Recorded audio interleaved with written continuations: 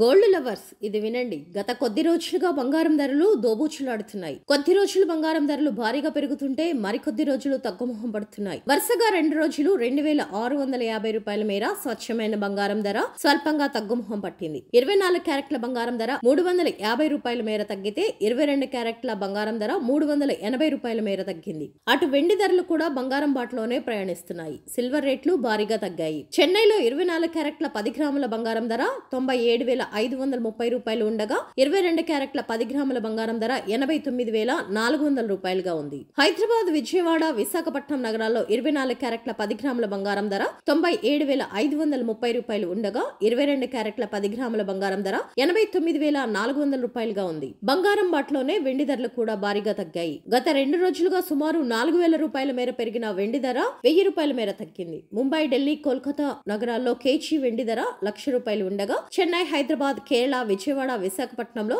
Kilo వెండి ధర 1,11,000 రూపాయలుగా ఉంది.